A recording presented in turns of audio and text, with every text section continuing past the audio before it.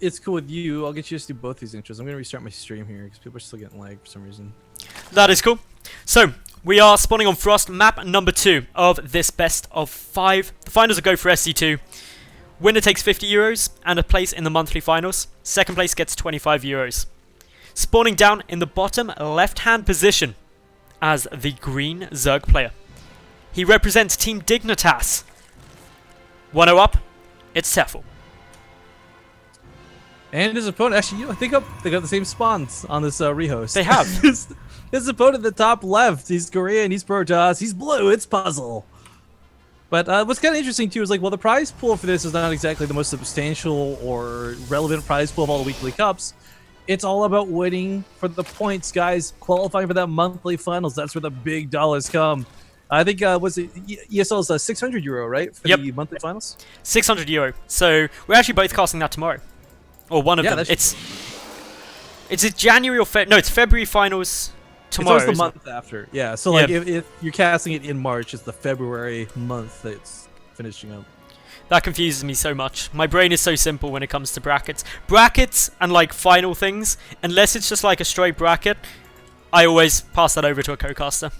Can't be dealing. Yep, at that point you're just kind of like hands in the air, like whatever. So, pretty normal openings from both these two. Tefel's opening the same way actually. 15 pull. So yeah, I wouldn't expect anything cheeky out of him for this game. Like it's Frost. It's a lot harder to get away with like a 10 pull or an 8 pull or something on this map. Thing is, it's so big. Although Puzzle was it up against sort of where he went for the cannon rush? Yeah, that was on Alter Zim, but that was no, he definitely he tried to cannon rush on someone on Frost, but he misplaced one of the pylons. It must have been against Roof. Yeah, I was gonna say because the only one he tried to cannon rush on sort of was on Alter Zim, and the reality is like you can cannon rush on Alter Zim because it's so big. There's so much dead space. It's like heavy rain, right? Like there's so many spots a player might not check and scout, but Tefel. Well, actually, his natural's a little bit exposed here with no Overlord, and he's thinking about it. You could see he was thinking about it for a second with that probe, debating whether to go in. You can actually pull off a really cool cannon rush on Frost if you position the pylons right. You can completely wall off the back of a natural base with 3 pylons, and then just cannon in there, and there's pretty much nothing a Zerg player can do about it. Yeah, it can be frustrating, but of course, like along with like everything cheesy in the early parts of a game, no matter what race you are or what race you're playing against, like all of it's handled by proper scouting, getting the information, knowing how to deal with it. And sometimes it's not even scouting what they're doing. In the previous game, Tefel didn't scout the robotics facility, for example, but he knew from the number of sentries that there was an immortal sentry push coming. So sometimes not seeing something or just seeing part of a build can be enough to give away exactly what's going on. Yeah, and in that respect, that's why a lot of people like refer StarCraft 2 to poker. Like, you don't want to give away your hand too early. You don't want them to know what's coming, because it really does play towards that late game. Now, that being said, there are some players, like we've seen Puzzle several times today, who, regardless of what Tefel might do, will still try and go through with that same plan no matter what. You're like, okay, you scouted my Immortal Sentry all in, still gonna do it. Like, just cards on the table. The other thing as well that's worth noting is that if you're too careful about preventing scouting, and I'm looking at Terran players here, Riff, if you position Marines all around your base, it's gonna raise a couple of red flags with players gonna go, hang on, why is he trying so hard to prevent me seeing what he's doing? Well, we got, speaking of trying hard here, the pylon does come down here, and the cannon, not really rush, but I guess assault begins here. Now, this cannon on the high ground will not be in range of the hatchery, unfortunately, but it'll kill any drones, and this base will be effectively rendered useless. Especially since Tefel is not going to have roaches up for... Well, if he starts his roach run at the same time last game, it'll be about just after 6 minutes, about 6:15. So, long time until roaches come out. Without high ground vision, he has to come up the side, which means a couple of free shots come down from the cannon. And this is just a really annoying thing to have to deal with as a Zerg. Oh, absolutely. It's not even going to be revealed right away. Cannon, oh, it goes on the Overlord. Tefel doesn't go for the cancel, though, so the cannon on the low ground still gets placed, and he's going to get an Overlord kill for it, too. And these cannons, of course, are going to protect that one cannon on the low ground, so this is just annoying. Tefel may actually just end up losing this base straight up. I think he will. He's gone to take the 4th base, so he's expanding towards his opponent, which... I like that. It's a tough thing, expanding towards your opponent, but it's not the worst map to do it on. But he needs to make sure that he's got a spare third, because this one pretty much is guaranteed dead now. Yeah, I love the idea to trade it out. Like, all right, you know, I'm going to lose this base. I'm not going to waste time on it. He's actually transferring a drone here. Perhaps doesn't realize he is. There we go. Pulls him back. But you're right. It's key. Like, if you're going to lose this base, you need that third. As a Zerg player, you can't really effectively play off two bases the same way a Protoss player can. So despite the fact that, yeah, he's expanding more towards his opponent, this could also pay off where he'll have a closer point to reinforce from, a focal point to take the fights on. And, uh-oh, there's another pylon coming down. Puzzle isn't really going to cannon rush this fourth, is he? He knows it's there. He could do it. He doesn't have enough gateways to do anything else, though, right? Like, you put a proxy pylon down and get zealots, maybe, but that's not the case here. It is going to be another cannon. Okay, so... Tefel doesn't know. He's got no information about this. Just hugging these drones with minerals up. His, what was the first third base gets taken down. Cannon's now moving forward. This one will be seen by Tefel. This might not work, though. This roach is on the way this time. Like, the reason cannons are so effective is because the lings have to get in melee range and they'll all be in range, but between a queens and a couple roaches, you could pretty much snipe off the pylons before the cannons even if you wanted to. The thing it's causing, though, is that Tefel has to deal with this, so it buys up some time. It forces more roaches out, reducing the drone count. And behind this, Puzzle is taking a third nexus. So he needs to be being aggressive, which he can't do with units. So by being aggressive with cannons, it serves the same purpose. Tefel's defending rather than trying to attack that third. That's a good point, too, because, I mean, like, while he is going to lose all the money he invests into this, and let's be honest, this is a huge investment, he's already gotten a lot out of Tefel for it. So 2 cannons get taken down. Overall in losses, Tefel still is losing more, but the resources lost tab lies in this situation because it doesn't take into account the buildings, which are not going to be useful late game. Well, actually, you know what?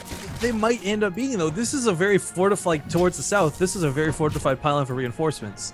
This is a huge spot where he can warp in zealots. Like, if he takes the fight around the west half of the map around this bridge, and the point of contention is around Tefel's third, it's going to be really easy for Puzzle to just warp in like 9 zealots down here and walk to the natural. Those cannons at the fourth have been cleaned up now. Puzzle behind this, adding in Twilight Council. And we've seen him get this repeatedly, mainly for the +2 upgrades to come through. I don't think I've actually seen all evening Puzzle get the +1 armor. That's a good point. Yeah, it's always been that rush to +3 weapons, get the Colossus out as soon as you can, and move on from there. But he may not be afforded the opportunity to even think about that. I mean, he's got a lot of sentries again, great, but there's so many Hydralisks already on the field, and even more coming across. And this is concerning because there's no splash available for Puzzle, and he can't deal with those Hydralisks quickly. They've had the buff recently. Admittedly, there's an upgrade lead for Puzzle and some force fields, which he's using nicely, but he's still going to lose quite a few probes. And because there's no high ground vision, he could actually just set some roaches on top of the cliff and start shelling away the probes if he wants to. In fact, I would love if he would just leave like 3 roaches there and then try to move the rest of the army around, but there comes the observers, never mind. Mothership Core pretty low on energy after using that photon overcharge, so no second one coming up. Some more good force fields up on the high ground here. Going to be able to pick off a few of these Zerg units, but Hydras from the south gonna get a sentry or two. He almost managed to get in on that perfect angle, but still force fields being thrown out. The overcharge is going to run out in a few seconds. He'll need to get his Mothership Core a little more time if he wants another one, but this base is not looking too good here for Puzzle. Tefel's committing heavily as well. Look at how many Hydras are in production. They don't have speed though, so they can take a long time to get over here to reinforce, but as you said, phone overcharge gone. These are mortals useless against Hydralisks, and so are the Stalkers. And he just lost the pylon, so there's no reinforcing at this point either. And, well, I wouldn't go as far as to call Immortals useless. They do hit pretty hard, so they're not the effective way to deal with Hydras for sure. And the Warp Prism, oh no! Warp Prism, what are you doing? Warp Prism! No more.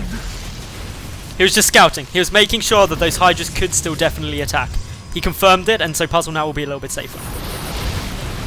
Nice force fields there. This is definitely the fight that he would have rather have taken, but without yielding his third base in the process. There's just too much coming across the map from Tefel. He's got double the army supply at this point. He's about to get his level 1 upgrades underway. And he's coming from behind as well, Riff. Exactly. Like, there's just too many different angles, not enough force fields, and not, quite frankly, with no Colossus, no unit composition to deal with this. A Colossus is on its way. So I don't think that's even going to get up. For the game, I don't think it's going to get up.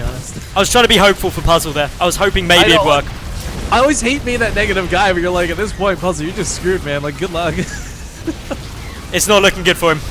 No high ground vision for Tefel, though, so nice positioning by Puzzle there, up in his main base, but he's lost his natural, and yeah. Takes out the Robo, too. That's pretty much GG now. This is kind of Tefel's like strong suit too. Like whether puzzles realize this or not, like Tefel's really good with his Hydralisk control. So maybe next game, instead of trying to do cannon rushes, instead of trying to poke his opponent, we either A, see some super duper cheese, or we see him go for the faster Colossus. Because one thing's for sure, like I really don't, he wasn't able to sustain that third base. Like he just didn't have the army for it. If he had a Colossus instead and was down taking a third base, he could not only fend off the army of Tefel, but he wouldn't have lost his natural in the process. Tefel pulling back because he doesn't have to do anything crazy at the moment. He's contained his opponent on one base. His tech is... Puzzle's tech is in the dark, whereas Tefel is about to finish up his hive. Tefel is in such an amazingly good spot right now. He's 100 supply up. Okay. I'm sorry, but this, what just happened here to the south, is what I wanted to see like 5 minutes ago. Zealots warped in to try and catch Tefel off guard. But no. Absolutely for nothing. All those cannons go down, the pylon goes down, and the fourth base now gets secured. Tefel is in...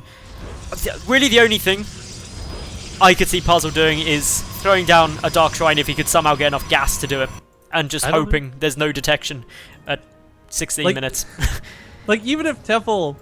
Like even if Puzzle gets this base up, Tefel just needs to A-move. Like that's the situation he's in right now.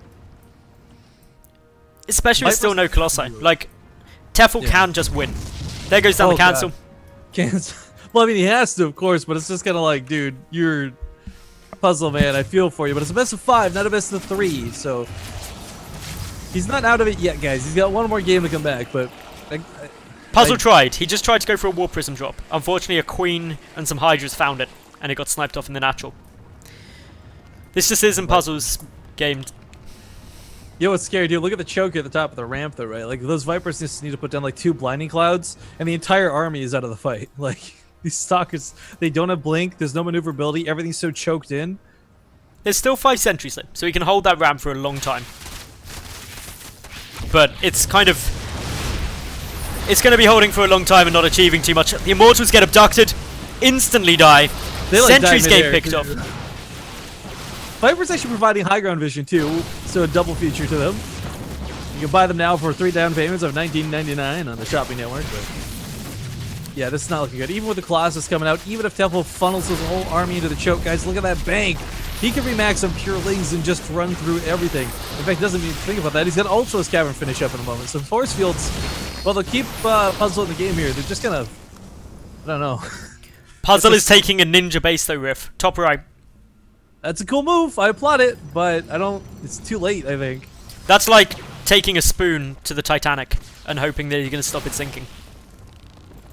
Yep, it just isn't going to work. Well, actually, if you're Alakazam, though, Pokemon with a lot of spoons, I'm just saying.